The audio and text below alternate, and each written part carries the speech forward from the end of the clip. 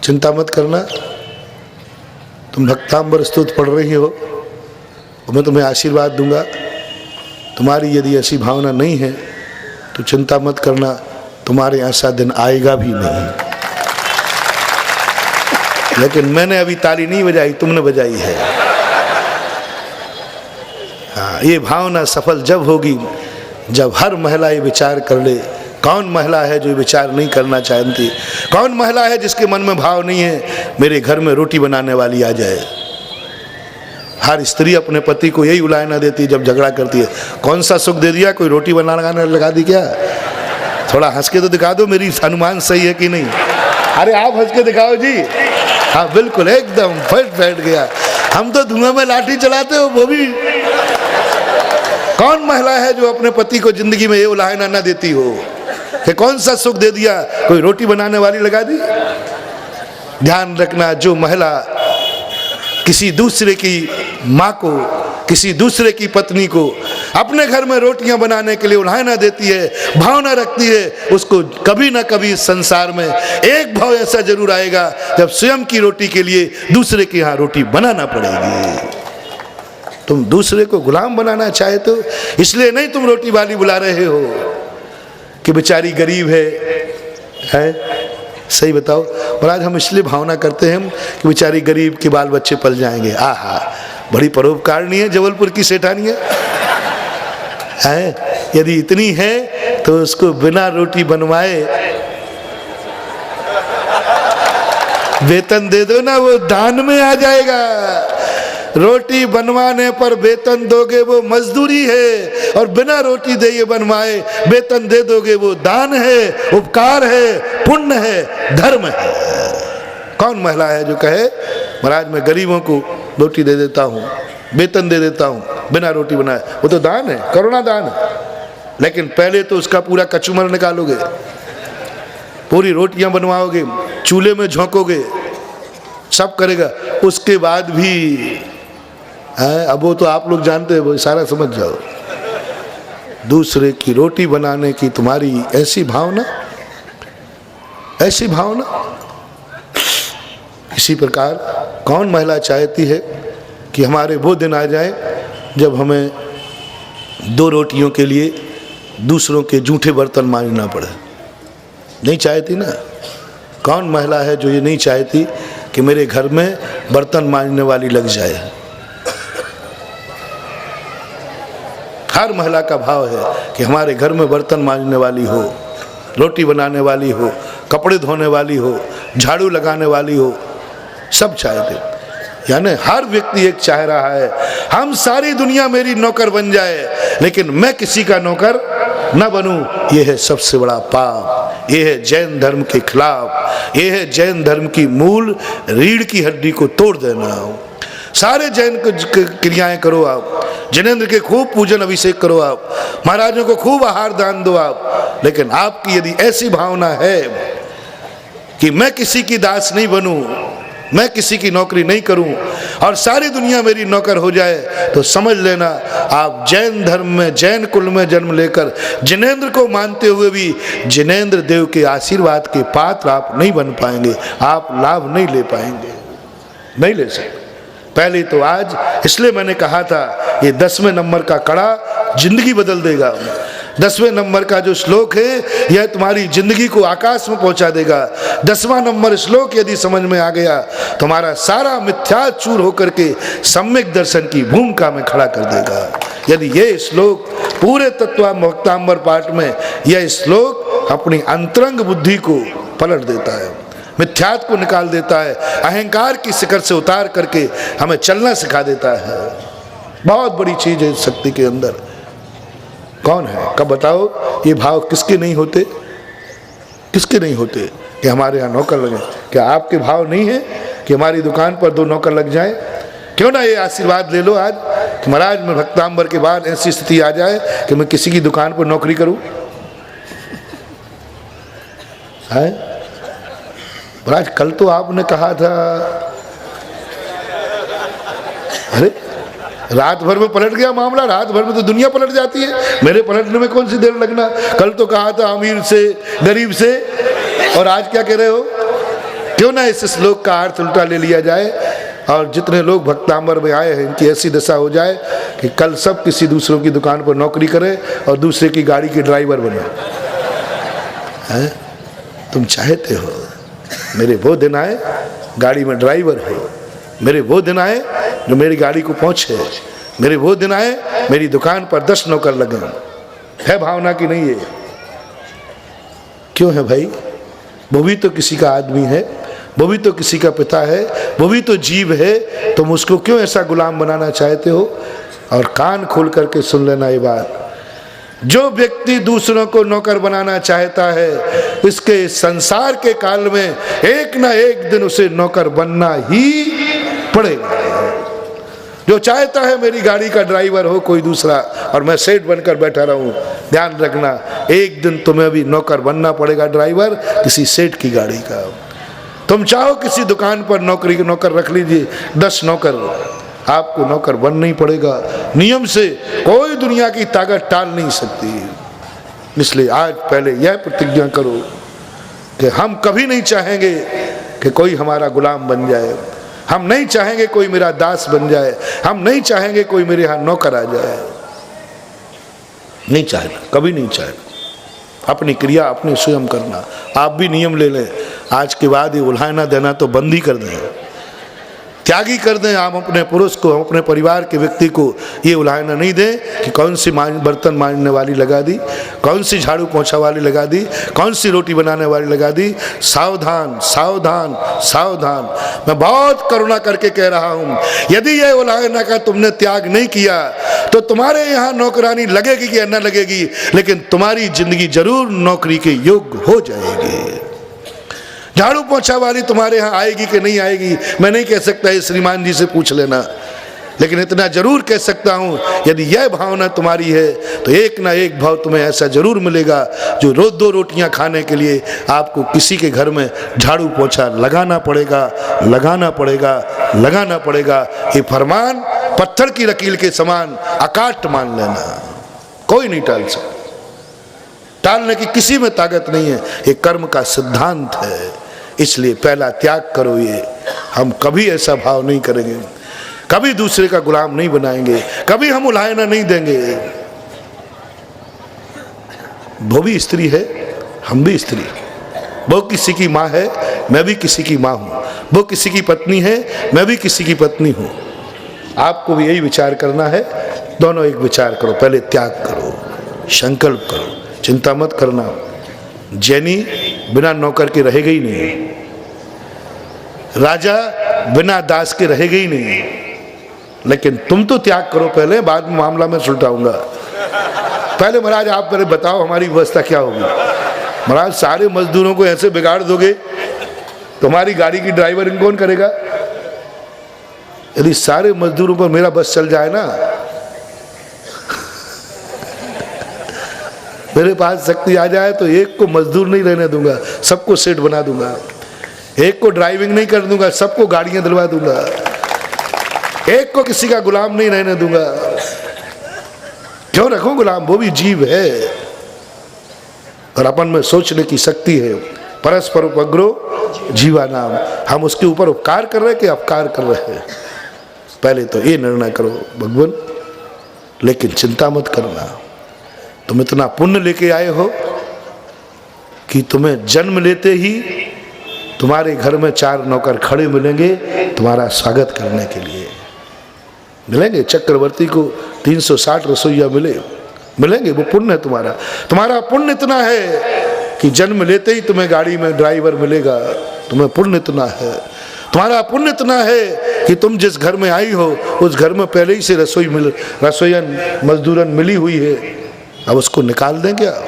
ध्यान रखना, कोई किसी को आज अपनी दुकान में से नौकरी से निकाल मत देना, उसके पेट पर लात मत मार देना, नहीं तो वो मेरे पास आ जाए, महाराज आपने क्या किया।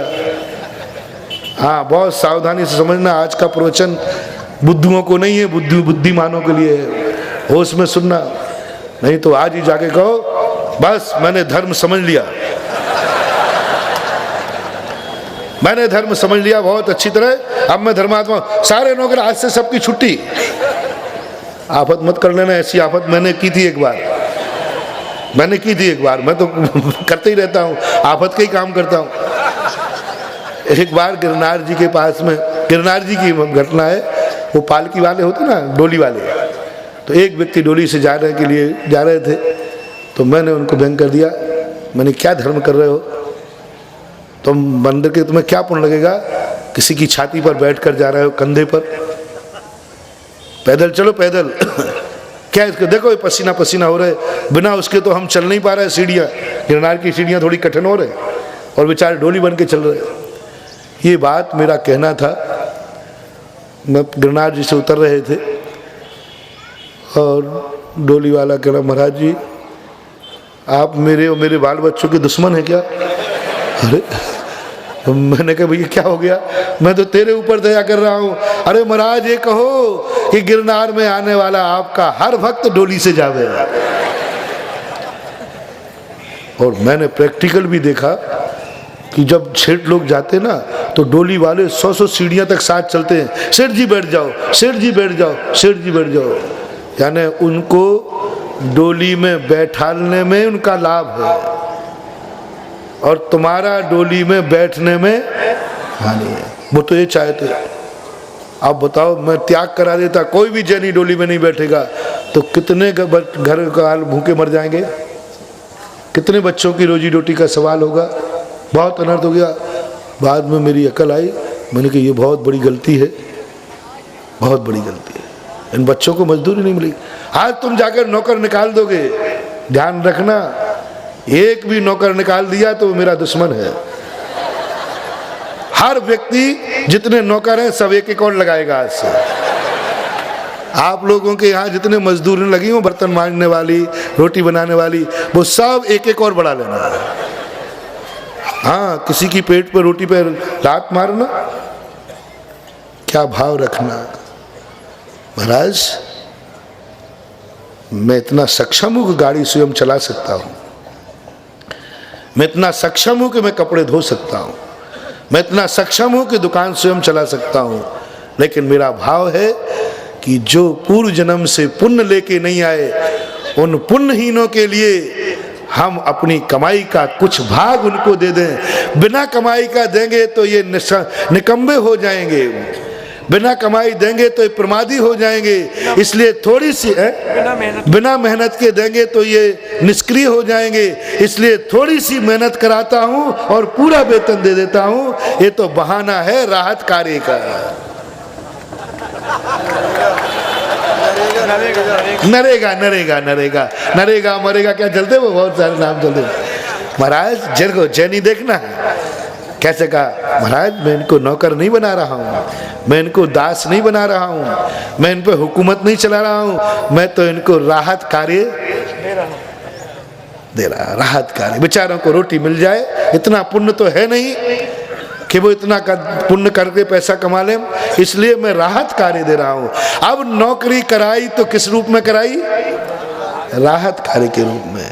आप भी रोटी बनवा लेना है, लेकिन किस में बनवाना? राहत कार्य में। हमें इनको पैसा देना है, किस बहाने से दूं? पैसा बांटूं तो ये गलत हो जाएगा, ये बिगड़ जाएंगे, ये निष्क्रिय हो जाएंगे, इसलिए मैं मेहनत करा करके पैसा दे देती हूँ। मेरा भाव है राहत कार्य का, इसके गरीब के बच्चे पल जाएं, ये भूखी ना रहे।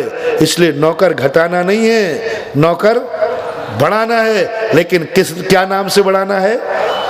राहत कार्य। एक बार राजस्थान में नारेली बन रहा था मंदिर, बोले एक भैरव सिंह शेखावत मुख्यमंत्री थे, बोले महाराज इतना बड़ा विशाल क्षेत्र बन रहा है, आप राष्ट्र के लिए क्या कर रहे हैं? मैंने तुमने को क्या कर लिया? बोले आप महाराजा हैं, मैं राजा हूँ, राष्ट्र के लिए तो कुछ करना चाहिए, राष्ट्र की जनता के लिए। कितनी दुखी है जनता, कितनी गरीबी है, और आप इतना बड़ा क्षेत्र बना रहे हैं, आप इन गरीबों के लिए क्या कर रहे हैं? राष्ट्र के लिए। मैंने तुमने क्या किया ये तो बताओ। तो उन्होंने यही कहा, महाराज देखो मैंने गरीबों के लिए नरेगा खोल दिया, हम ये कार्य कराते, वो पैसा बांटते। मैंने कहा मूर्ख हो, ये मंदिर भी मेरा राहती कार्य तो है। तुम सड़कें बनवाते फिरते, हम मंदिर बनवा फिरते। तुम भी सड़कें बनवा के मजदूरी देते हो, हम मंदिर बनवा के मजदूरी देते हैं। सेठ का पैसा मंदिर के बहाने निकाल करके मजदूरों को दिलवा दिया, ये राहत कार्य नहीं तो और क्या है। ये सेठ वैसे तो निकालने वाले थे नहीं, उन्होंने कहा मंदिर बनाओ, भारी पुण्य लगेगा, स्वर्ग जाओगे। तो महाराज बना दूंगा। और बहाना क्या था, इस मंदिर के बहाने कितने मजदूरों को रोटी मिल जाएगी। तुम चिल्ला चिल्ला के राहत कार्य देते हो, हम मौन होकर गरीबों को राहत कार्य देते। बस इतना ही अंतर है धर्म का। कोई भी कार्य, ये पंडाल आपने लगाया, बोलो कितने लोगों को मजदूरी मिली? पंडाल वाले को पैसा गया कि नहीं? किसका गया? पहले मैं कहता कि जैनियों टेंट वालों को लो, तुम जाके 10,000 रुपया दे आना। महाराज जैसे फोकट का रखा है क्या है? अब वही 10,000 कैसे दिलवा दिया? महाराज जी का प्रवचन होगा, पंडाल जी अभी जा रहा हूं, 10 क्या 15 दे दूंगा। ये बहाने कहलाते हैं, मूल उद्देश्य होना चाहिए। अब जो आपके यहाँ मजदूर है, अब आई जैन धर्म की बात।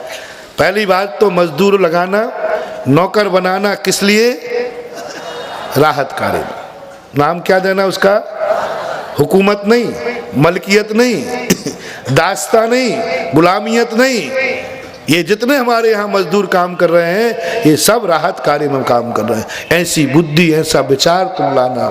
जैसे सरकार काम निकालती है, राहत कार्य के अंतर्गत आता है, ऐसे ही तुम्हें करना है। और जो आपके यहाँ नौकरी कर रहे हैं, अब देखना, भूत्याश्रितम, तुम्हारी भूति के आश्रित हैं, तुम्हारे धन के आश्रित हैं, तुम्हारी पुण्य के आश्रित हो गए हैं। अब उनसे तो नौकरी कराना, वो तो नौकरी करेंगे, वो तो तुम्हारी गाड़ी को चलाएंगे। बेचारा गरीब है, वो तो मजदूर है, चलाएगा तुम्हारी गाड़ी को। तुम पीछे गाड़ी में बैठे बैठे क्या करना?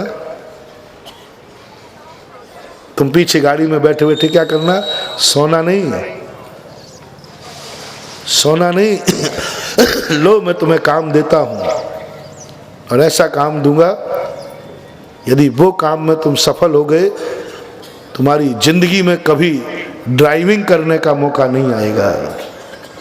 सारे ड्राइवर खत्म हो जाएंगे तो तुम्हें रावण जैसा पुष्पक विमान आ जाएगा, लेकिन तुम्हें ड्राइविंग नहीं करना पड़ेगी। बस एक भावना भाना, हे भगवान मैं जैनी हूँ, मैं दयालु हूँ। बस मैंने भक्तांबर पाठ का 10वां श्लोक पढ़ा हुआ है। बस मेरी ज़िंदगी में एक ही भावना है, जैसा सेठ मैं हूँ, एक दिन मेरा ड्राइवर भी मेरे जैसा सेठ बन जाए। एक दिन ड्राइवर भी मेरी जैसी गाड़ी लेकर के स्वयं सेठ बन जाए, क्योंकि ये मेरे आश्रित है, ये मेरे अधीन है, ये मेरा नौकर है। ये मेरे नौकर का दुनिया में नौकरी तो दुनिया कराता है। हिटलर लोग भी नौकरी कराते हैं, बहुत हिटलर शाही में नौकरी कराते हैं, लेकिन जैनी के नौकर की कुछ तो विशेषता होना चाहिए। दास तो दुनिया बना देते हैं। जैनी के नौकर की एक विशेषता होती है कि जो जैनी सेठ होता है वो निरंतर एक भावना भाता है, ये नौकर जो मेरे अधीन है ये एक दिन मेरे समान बन जाए। और आज हम बना तो लेंगे वो तो ठीक है, पर ड्राइवर कहाँ मिलेंगे ये बताओ। सारे लोग सेठ बन गए तो मैंने कह दिया ना, तुम भावना भाव, तुम्हें मैं ऐसी गाड़ी दिलाऊंगा जिस गाड़ी में ड्राइवर की, बस यूं करोगे